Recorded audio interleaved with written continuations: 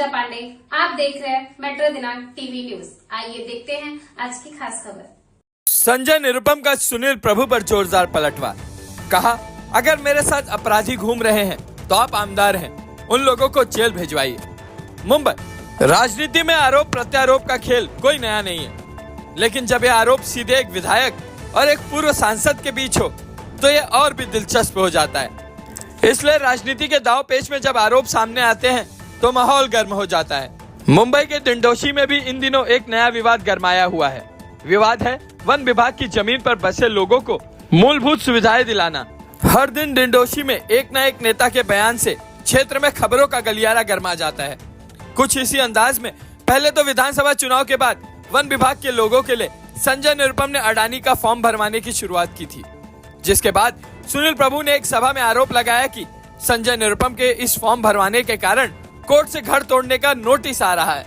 इसके बाद संजय निरुपम कहां पीछे हटते, उन्होंने भी उसी स्कूल में सभा लेकर सुनील प्रभु पर कड़ा हमला करते हुए आरोप लगाया कि वह माफियाओं को संरक्षण दे रहे हैं। हालांकि सुनील प्रभु ने इन आरोपों को कड़ा जवाब दिया।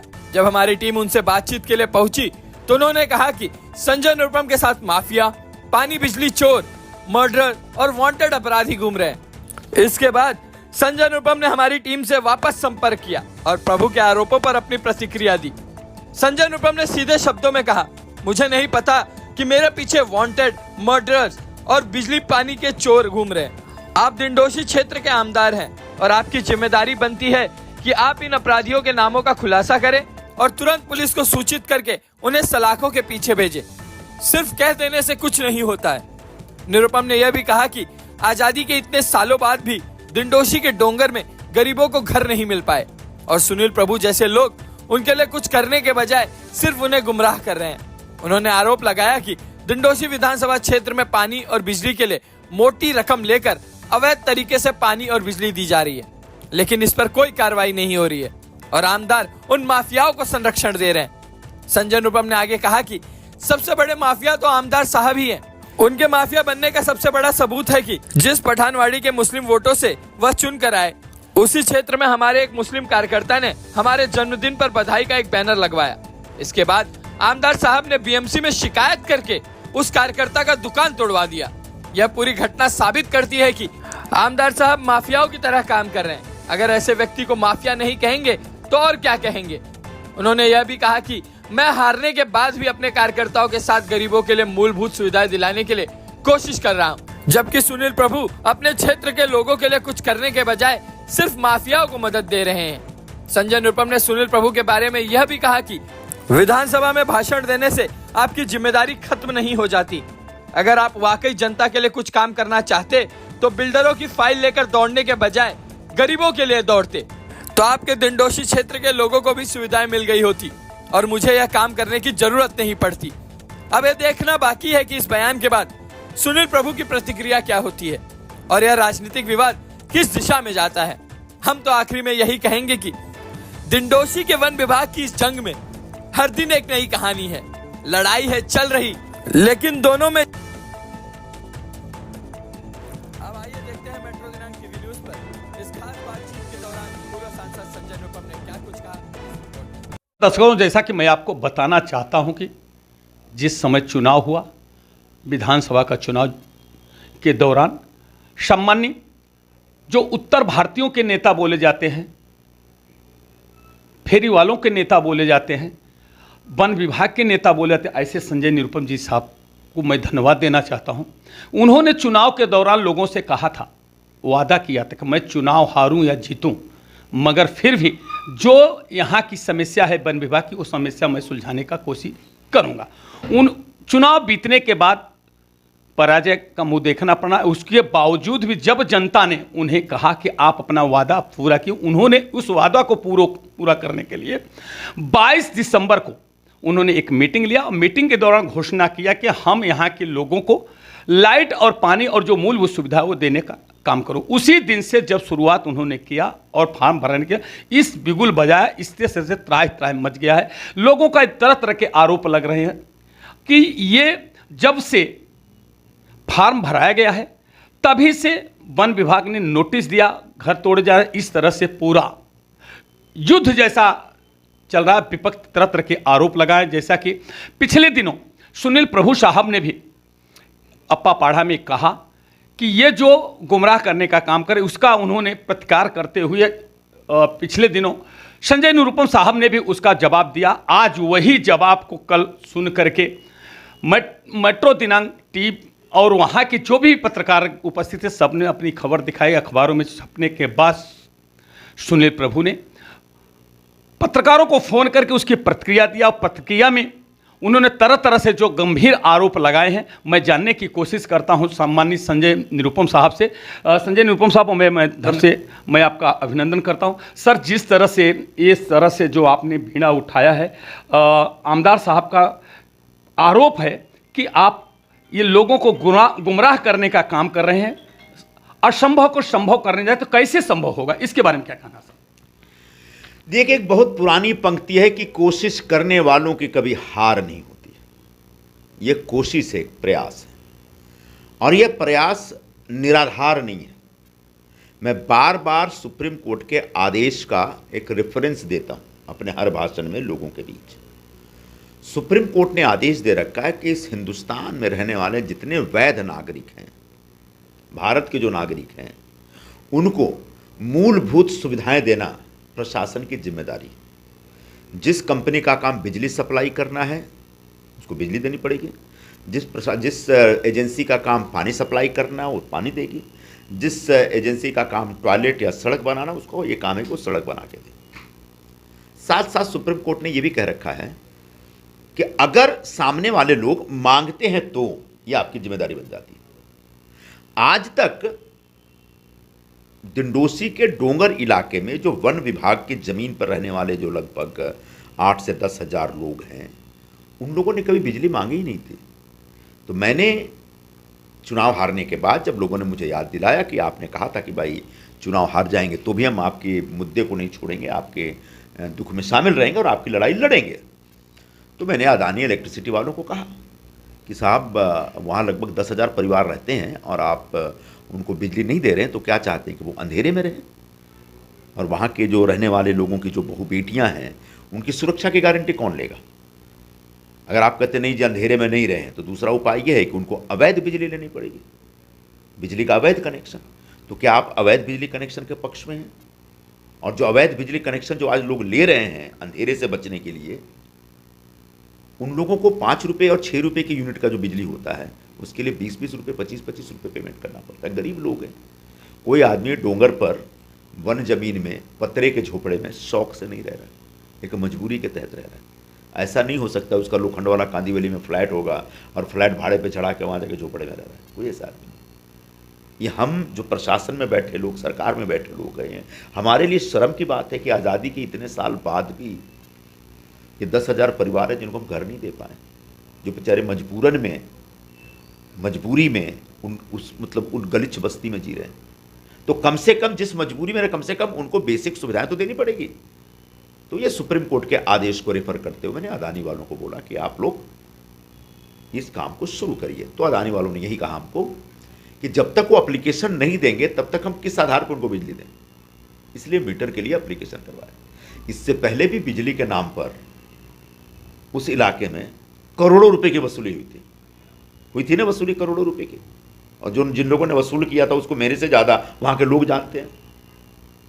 मैंने कहा कि आपको एक भी पैसा भी नहीं देना, और कोई पैसा मांगे आपसे बिजली के नाम पे तो मुझे बता दीजिए। फ्री में मुफ्त एप्लीकेशन भरा गया है और बड़ी बड़ी होर्डिंग लगा के हम लोगों ने किया, किसी के जेब से एक पैसा नहीं गया। जिन ने एप्लीकेशन भरा उनके पास अदानी इलेक्ट्रिसिटी की तरफ से कंफर्मेशन आ गया है कि we have received your application and your application number so and so, हम प्रोसेस कर रहे हैं, आगे जो भी होगा हम बताएंगे आपको। अब आगे की जिम्मेदारी अदानी की, अदानी इलेक्ट्रिसिटी की। उनको कोर्ट में जाना ही पड़ेगा, और कोर्ट में जाते समय उनको सुप्रीम कोर्ट का जो आदेश है उस आदेश का की चर्चा करनी पड़ेगी, आदेश को याद दिलाना पड़ेगा। एक तरफ सुप्रीम कोर्ट कहता है कि सबको पानी दीजिए, बिजली दीजिए, बेसिक सुविधाएं दीजिए, और दूसरी तरफ हाई कोर्ट कहता है कि नहीं, वन जमीन या नहीं देंगे। तो अब ऐसे में अदानी इलेक्ट्रिसिटी के पास एक ही रास्ता है कि साहब जब तक वो लोग वहाँ रह रहे हैं तब तक तो हम देंगे भी, हमको अनुमति दीजिए। हाँ, जिस दिन आपको उनका घर तोड़ के कहीं शिफ्टिंग देनी होगी बता दीजिएगा, मीटर निकाल लेंगे। और ऐसा प्रेयर लेके कोर्ट में जाएंगे, सरकार के पास भी बैठेंगे, सरकार की ओपिनियन मांगेगी कोर्ट, और सरकार की तरफ से मानवता के दृष्टिकोण से सबको मदद करने का प्रयास शुरू किया जाएगा। तो ये एक मेरा अभिनव प्रयास है, मैं कोशिश कर रहा हूं, उस कोशिश में ईश्वर के आशीर्वाद से कामयाबी मिल जाएगी। लेकिन आमदार साहब जैसे लोग रोज रोज नेगेटिव बातें करेंगे, रोज रोज दुष्प्रचार करेंगे, रोज रोज कहेंगे मैं गुमराह कर रहा हूं। गुमराह कैसे? गुमराह मतलब क्या होता है कि एक आदमी सही रास्ते पे चल रहा है, उसको हम गलत रास्ते पे लेके जा रहे हैं। मैं तो एक आदमी जो अंधेरे में है, एक आदमी जो अवैध बिजली ले रहा है, उसको सही बिजली देने का प्रस्ताव दे रहा हूं। ये गुमराह करना नहीं होता, मैं उसको सही रास्ते पे लेके जाने की कोशिश कर रहा हूं। कोई ये नहीं कह सकता कि असंभव है।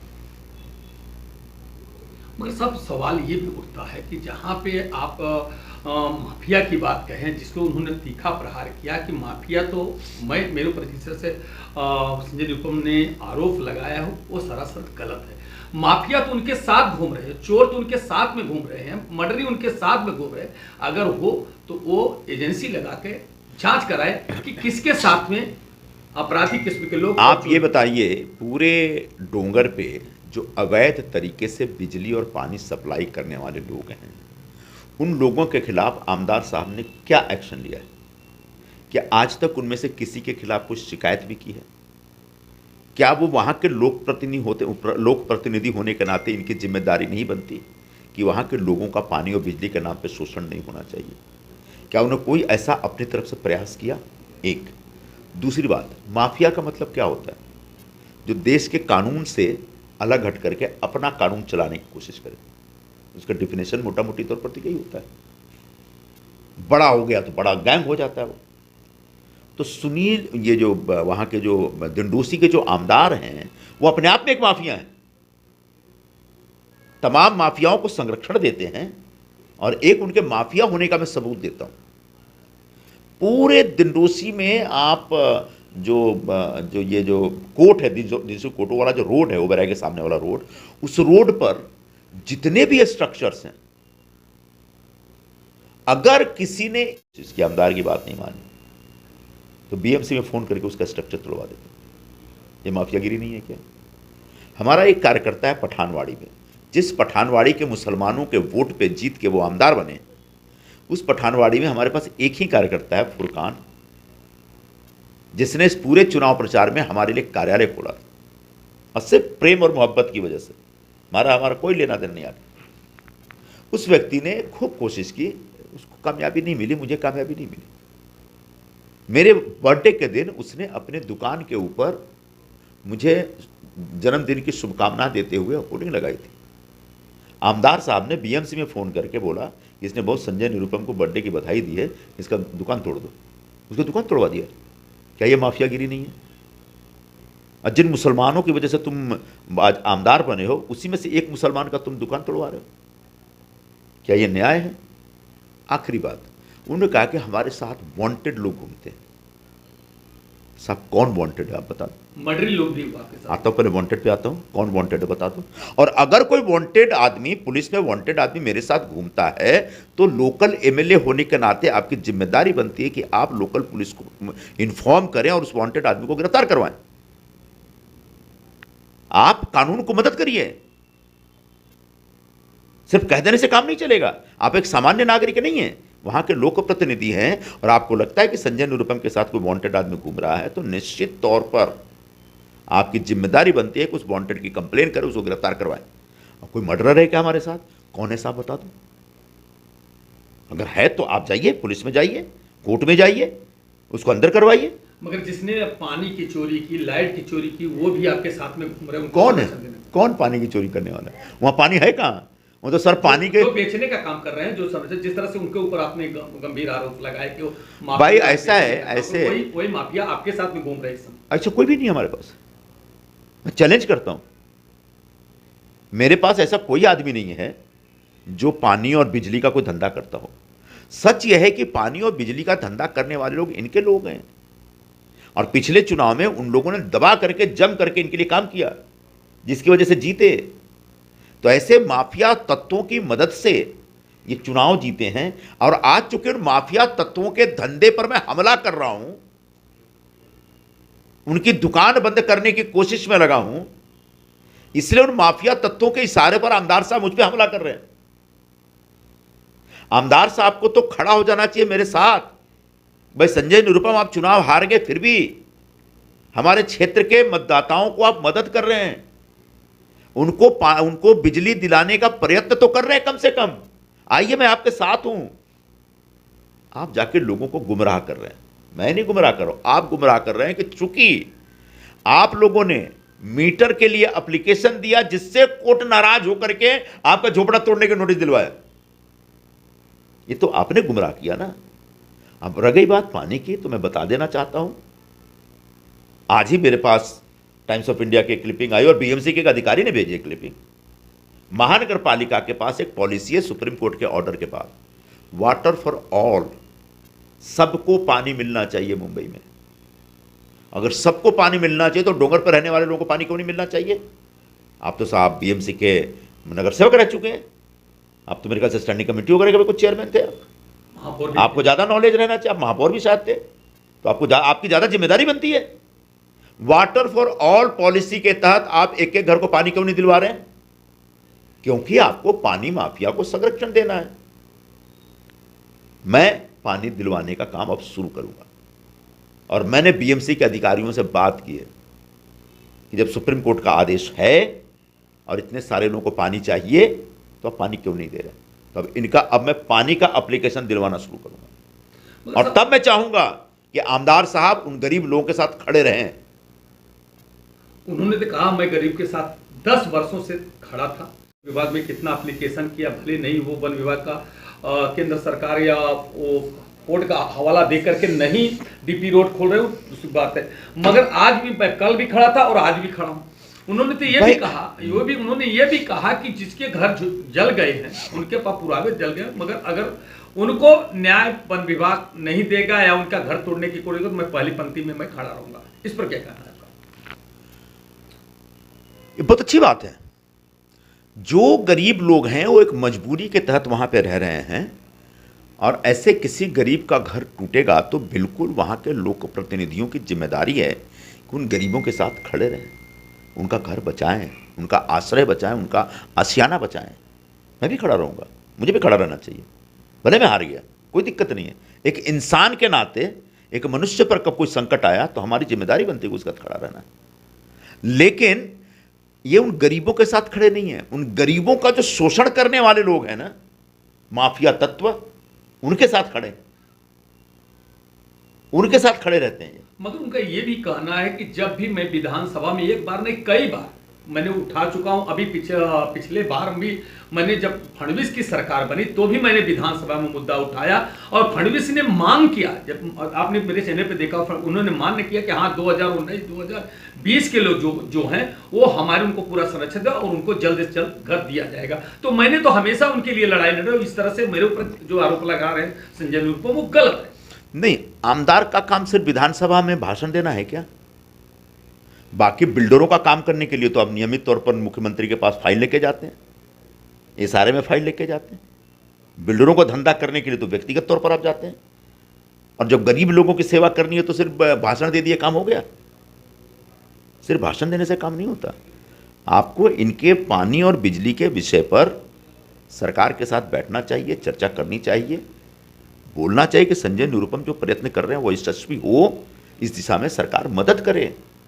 क्योंकि पानी मुझे नहीं चाहिए, मेरा एक भी झोपड़ा नहीं है डोंगर पे, मेरे किसी रिश्तेदार का भी झोपड़ा नहीं है। पानी वहां के गरीब लोगों को चाहिए, और उनको पानी और बिजली दिलाने के लिए मैं प्रयत्न कर रहा हूं। और इस प्रयत्न में आमदार साहब मुझे मेरे खिलाफ दुष्प्रचार करने के बजाय मेरे साथ खड़े होने चाहिए। और ये कह के काम नहीं चलेगा कि हार गए तो उनके पास कुछ काम नहीं, काम है, लेकिन सबसे बड़ा काम मानव सेवा होती है। मनुष्य की सेवा करने से बड़ा काम कुछ नहीं हो सकता, और उस सेवा का काम मैं कर रहा हूं और आगे भी करूंगा।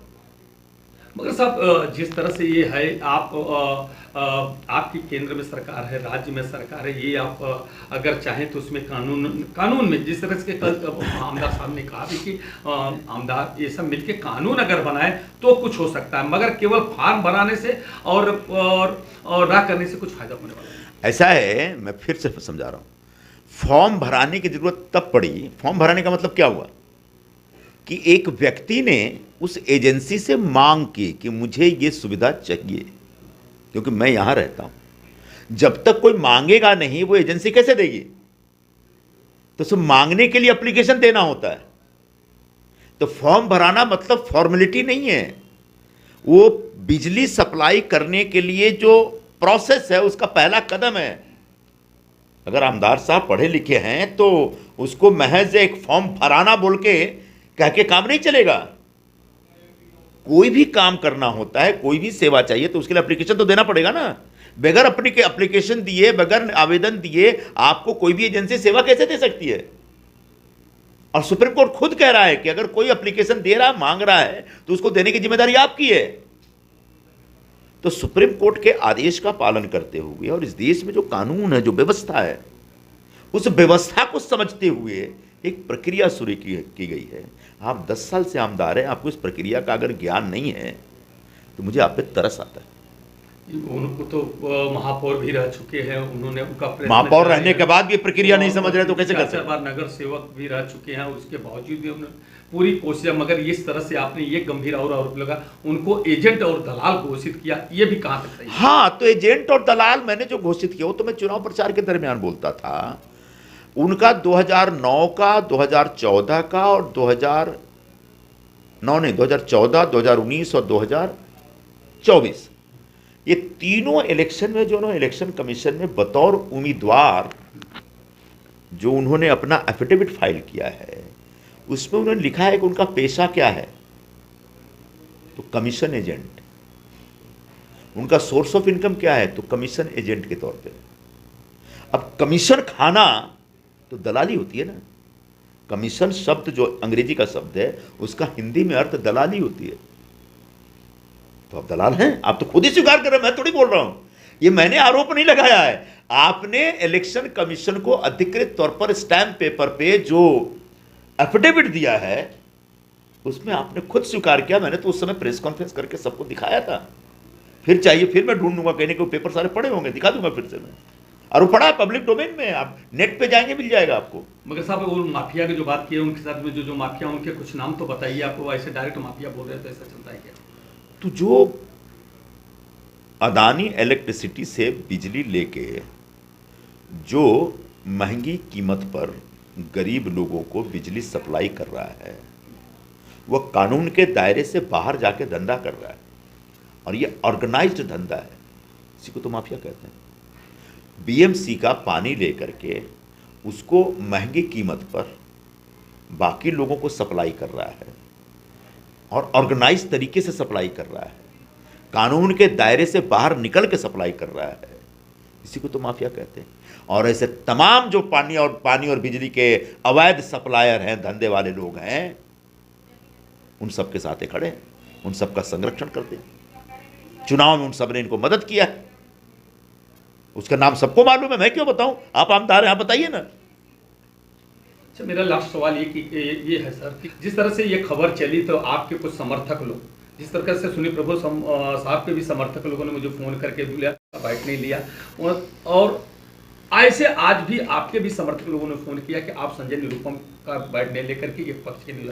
तो जैसा कि आप जानते हैं कि एक पत्रकार का धर्म होता है, वो बुलाए तो भी मैं जाता हूँ, आप बुलाए तो मैं, जब बुलाओगे तो मैं आऊँगा। मैं एक दर्पण की भूमिका अदा करता हूँ। अगर इस तरह से पत्रकार को एक पक्षी न्यूज या एक तरह से बोलते थे, इसके अपने जो समर्थक हैं उन लोगों को क्या कहना चाहते हैं? अपने साथियों को मैं यही कहना चाहता हूं कि पत्रकार मतलब एक संदेशवाहक होता है, मैसेंजर होता है, एक दूत होता है। उसकी जिम्मेदारी है कि समाज में जो घटनाएं घट रही हैं उसको निष्पक्ष तरीके से प्रेजेंट करे, लोगों के सामने प्रस्तुत करे। तो जो मैं कर रहा हूं, आप प्रेजेंट करते हैं, उसके ऊपर जो आमदार साहब को कहना था उन्होंने कहा, अपनी बात कही, और अब उन आमदार साहब ने जो गलत बातें कही उसके ऊपर जो मुझे कहना था मैं कह रहा हूं, अधिकार है। तो आप पूरी तरह स्वतंत्र हैं और यही पत्रकारिता है और यही पत्रकारिता का धर्म है। धन्यवाद, आपको मैं धन्यवाद देना चाहता हूं, क्योंकि मैं जानता हूं कि वरिष्ठ पत्रकार रह चुके हैं। हम इनके हाथ के नीचे एक प्रकार से मैं इनके शिष्य के समान हूं, एक छोटे भाई के समान हूं। इनके छाया में मैंने भी पत्रकारिता सीखी है और किया कि इतना तो मुझे समझ है कि इनके मार्गदर्शन में काम करने पे मुझे ये ज्ञान है कि पत्रकार एक दर्पण की भूमिका अदा करता है, वही मैं भूमिका अदा करता हूँ। हमारे लिए हम कोई पार्टी के पदाधिकारी न कार्यकर्ता है, मैं सभी अपने दर्शकों से और सभी हर पार्टी के नेताओं से और उनके पदाधिकारियों से मैं आग्रह करता हूँ कि इस तरह के जो आरोप लगाते हैं, अगर एक पक्ष के नहीं हो तो मैं एक पक्ष की नहीं हूँ। जब भी आप मुझे फ़ोन करें, मैं आपकी बात लेने के लिए, आपकी आवाज़ शासन और प्रशासन तक पहुंचाने के लिए हमेशा तत्पर रहूंगा। अगर जो इस तरह की जैसा कि अभी संजय निरुपम साहब ने कहा, मुझे बुलाया और मैंने भी उनका प्रतिक्रिया लेने के लिए आया। सुनील प्रभु साहब ने कहा, मैं उनकी भी बातें रखे। बाकी जनता जनार्दन उसका फैसला करेगी, कौन अच्छा है, कौन बुरा है, कौन क्या है, वो जनता उसको घोषित करेगी। पत्रकार कोई जज नहीं हो सकता।